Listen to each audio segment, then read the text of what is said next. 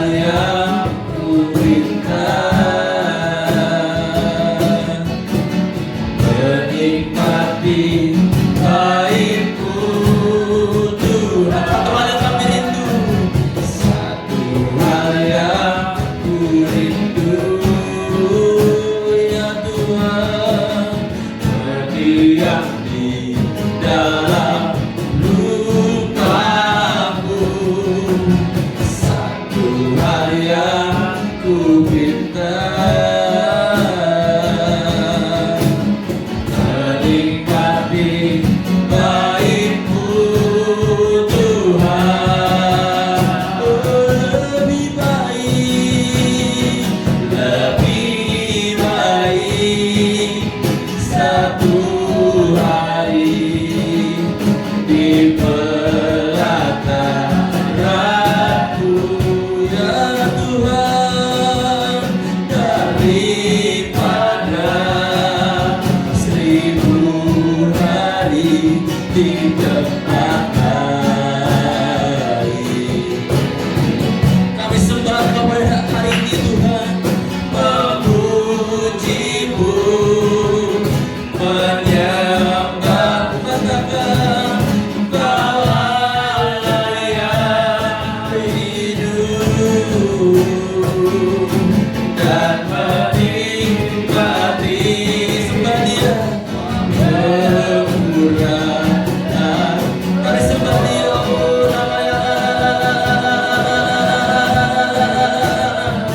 namanya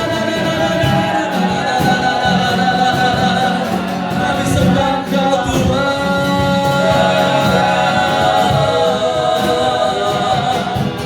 kami rindukan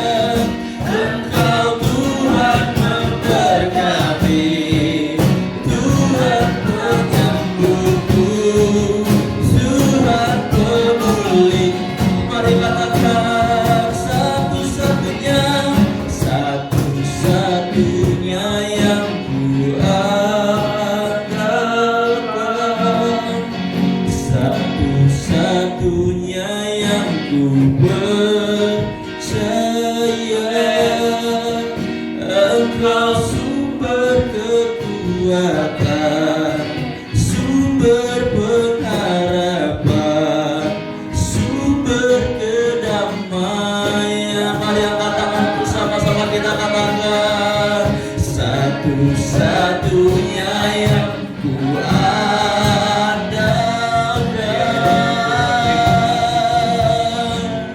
ya yang ku percaya. Engkau Tuhan memberkati, Tuhan penyembuhku, Tuhan pemulihku. Engkau Tuhan memberkati, Tuhan penyembuhku, Tuhan pemulihku.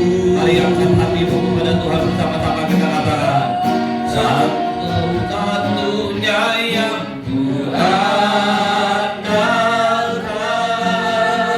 satu-satunya yang ku percaya.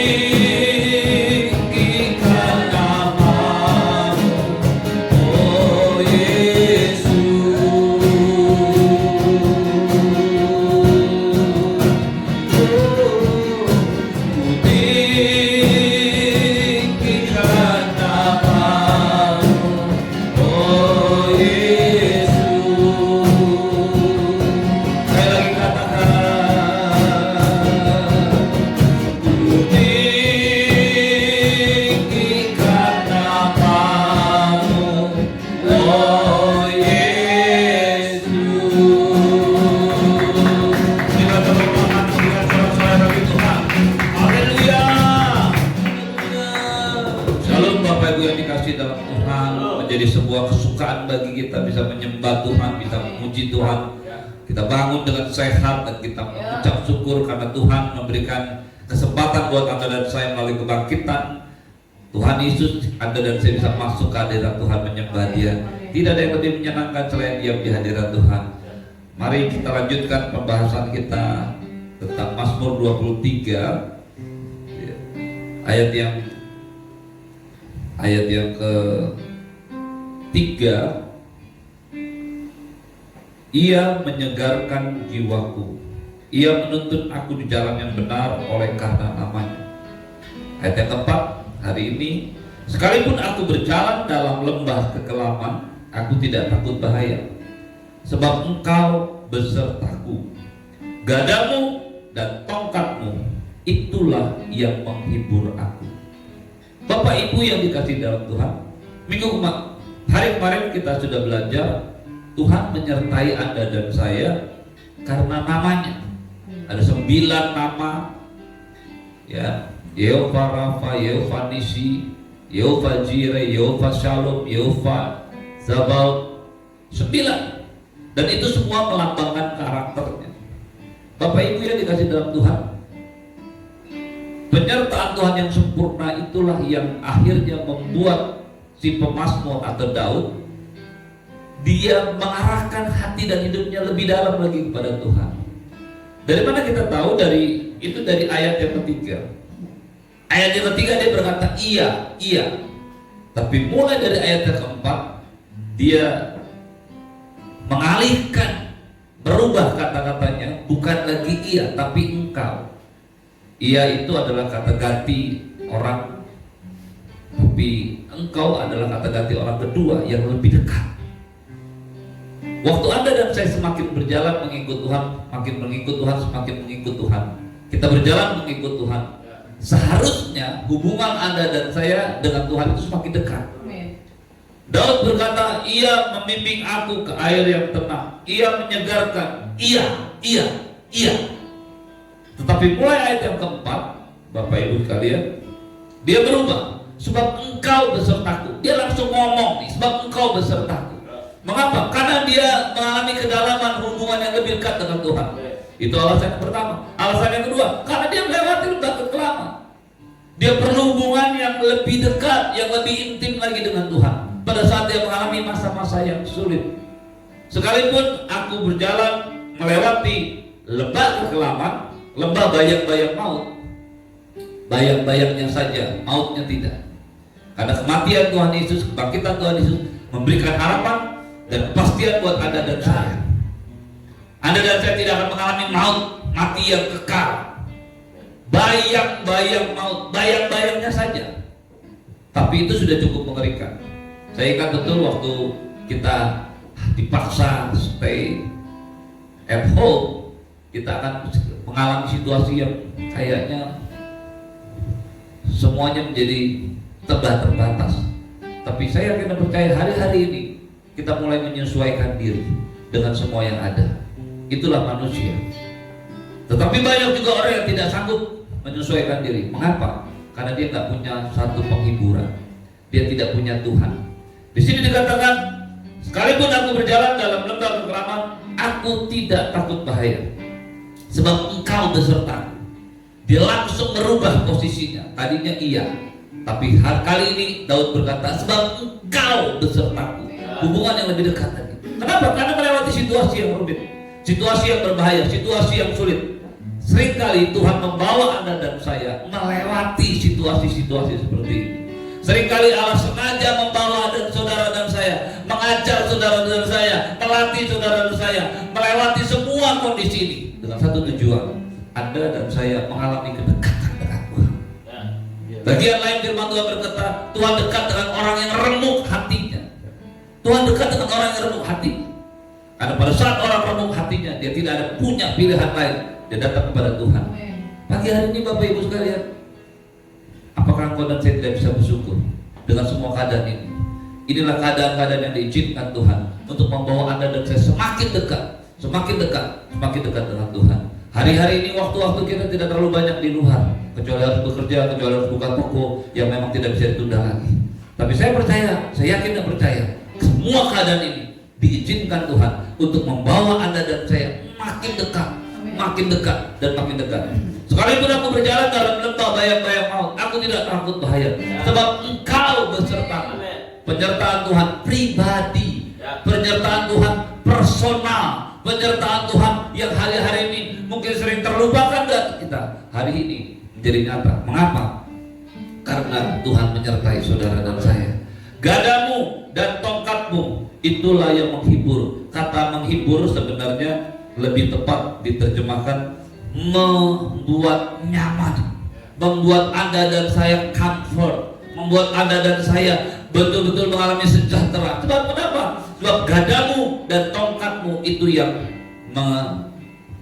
sebab gadamu dan tongkatmu yang menghibur aku, yang membuat saudara dan saya nyaman. Ada dua alat yang dipakai oleh gembala. Yang pertama gada. Ya, di dalam bahasa aslinya gada itu bahasa Ibraninya adalah sefer. Sefer itu adalah sebuah gada besi, tongkat yang biasa dipakai gembala bukan untuk memukul domba, tapi untuk memukul penyerang-penyerang yang mencoba mengganggu domba. Itulah gada besi, sefer. Tongkat ini kata yang sama ini dipakai pada waktu Yakub mulai memberkati anak-anaknya, dan tongkat ini jatuh ke tangan Yehuda. Berarti tongkat ini adalah otoritas. Otoritas sang gembala, itulah kuasa sang gembala, kuasa kebangkitan Yesus. Itulah yang membuat Anda dan saya nyaman, comfort. Kenapa? Karena dia punya otoritas. Tongkat ini sama juga yang jatuh pada waktu Ibrani 1 ayat 8 mengatakan tongkat kerajaan tidak akan beralih. Itulah tongkat kerajaan, itulah gadamu yang menghibur aku, gadamu itu yang menguatkan, yang membuat Anda nyaman. Otoritas Allah yang membuat Anda dan saya berdiri pada waktu yang tepat dan tidak takut dengan apapun. Kenapa? Karena Anda dan saya punya otoritas. Mungkin Anda berkata, kapan otoritas itu diberikan? Pada waktu Yesus bangkit, dia mengumpulkan murid-muridnya. Dia berkata, kepadaku telah diberikan segala kuasa di surga dan di bumi. Tongkat otoritas itu diberikan pada Yesus, dan Yesus berikan pada murid-muridnya, dan murid-muridnya itu berikan kepada Anda dan saya. Pagi ini saya mau berkata, dunia ini bukan milik iblis. Dunia ini tidak di bawah otoritas iblis. Dunia ini milik Allah. Dunia ini ada di bawah otoritas Allah. Kenapa? Karena tongkatnya sudah diberikan kembali kepada singa dari Yehuda. Tongkatnya sudah dikembalikan pada Tuhan Yesus, dan tongkatnya itu sudah diserahkan pada Anda dan saya. Gadamu itulah yang menghibur aku. Yang kedua, alat yang dipakai oleh sang gembala itu adalah tongkat, ya, misainah.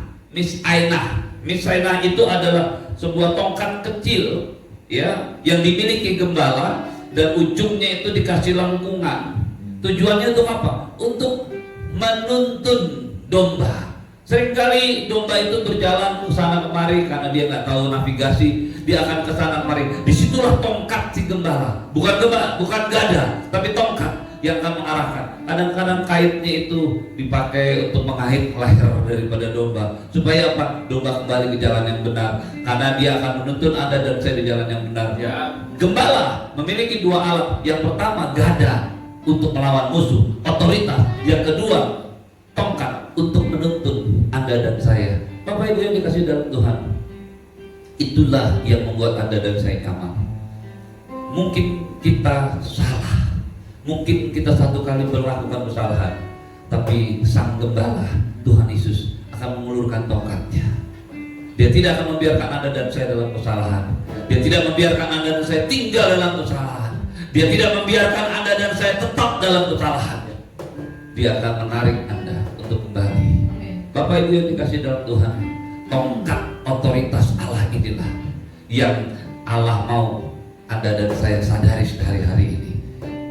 Waktu Tuhan Yesus bangkit dari kematian, dia berkata, kepadaku telah diberikan segala kuasa di surga dan di bumi. Karena itu pergilah, jadikan semua bangsa muridku. Tongkat gada selalu berhubungan dengan tongkat. Tongkat selalu berhubungan dengan gada.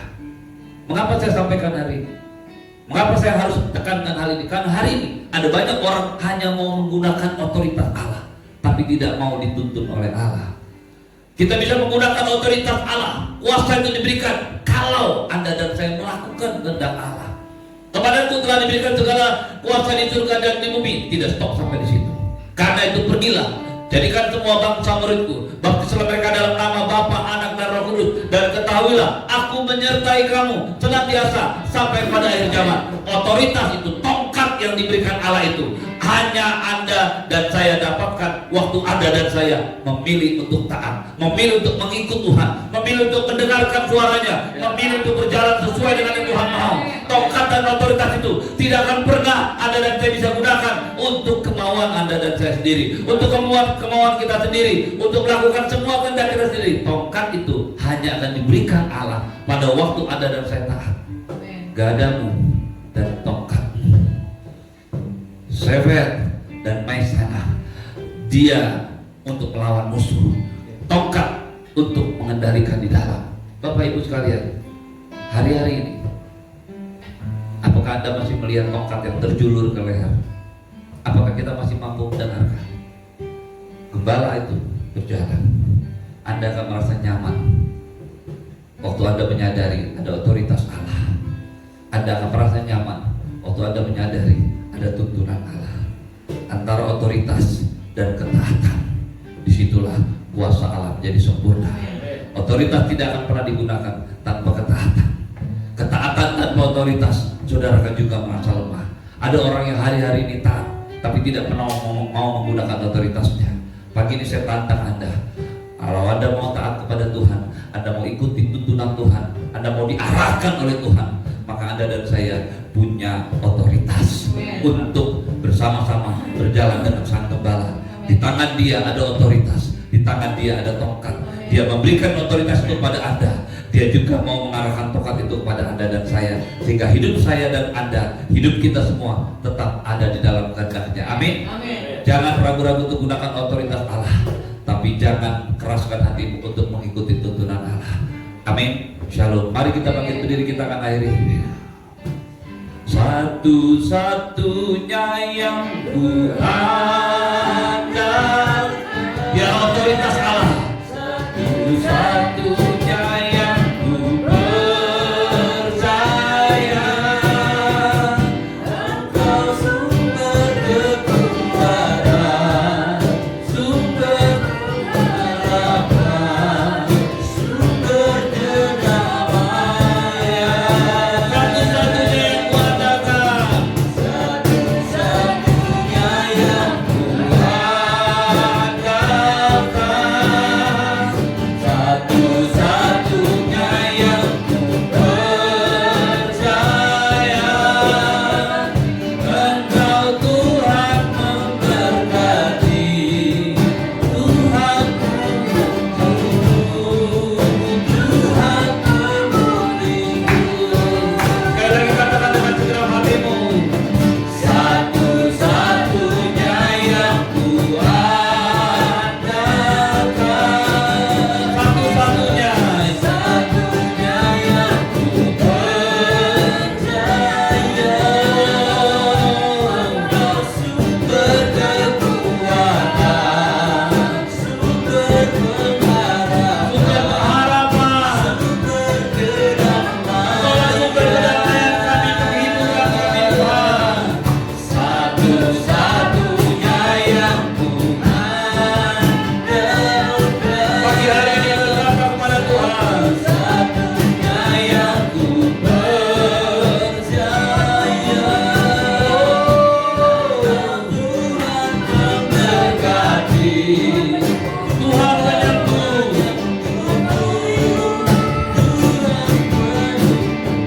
Terima kasih Bapak Ibu sekalian. Mari datang kepada Tuhan. Mari datang kepada Tuhan pagi hari ini. Bangkitlah berdiri di tempat dudukmu. Tidak ada satupun yang bisa kau andalkan selain otoritas Allah. Di tangan Sang Gembala itu ada gada untuk menghancurkan musuh, untuk melawan setiap hal yang mengganggu kehidupan, untuk membuat mengalahkan setiap pribadi, setiap keadaan yang mencoba menghancurkan, mengalahkan hidupmu, yang membuat kau lemah. Ingatlah, ada otoritas Allah. Gadanya itu di sebelah tangan kanan. Itulah yang sanggup untuk menghalau itu. Dan gadanya, otoritasnya itu yang sudah diberikan pada Anda dan saya. Di tangan kirinya, tangan kiri sang gembala ada tongkat yang akan mengarahkan hidup Anda dan saya mengikuti jalannya, mengikuti tuntunannya, kembali berbalik pada saat jalanmu salah, kembali berbalik pada saat kau mulai menyimpang keluar daripada jalan dan tuntunannya. Pagi hari ini Bapak Ibu sekalian, arahkan hatimu kepada Tuhan, renungkan firman Tuhan itu. Gembala agung itu memiliki dua tongkat, yang pertama gada dan yang kedua tongkat untuk mengatur hidupmu. Gunakan itu dalam setiap kehidupanmu, maka kau akan aman, kau akan nyaman, kau akan merasa aman, damai, sejahtera karena kau berjalan bersama-sama dengan Tuhan. Bapak Ibu jemaat yang dikasihi Tuhan, arahkan hati dan pikiranmu kepada Tuhan. Terimalah berkat yang berlimpah-limpah dari Bapa di surga, cinta kasih dari Tuhan Yesus, penyertaan Tuhan yang sempurna atas hidupmu, dan Roh Kudus yang akan menyertai hidupmu. Tuhan Yesus yang mengasihimu, Bapa yang akan menjadi sumber berkat hari ini dan sampai selama-lamanya. Di dalam nama Tuhan Yesus semua yang percaya katakan amin. Shalom, Tuhan Yesus berkati. Sampai ketemu, sampai jumpa di penyembahan pagi berikutnya. Nanti malam kita ada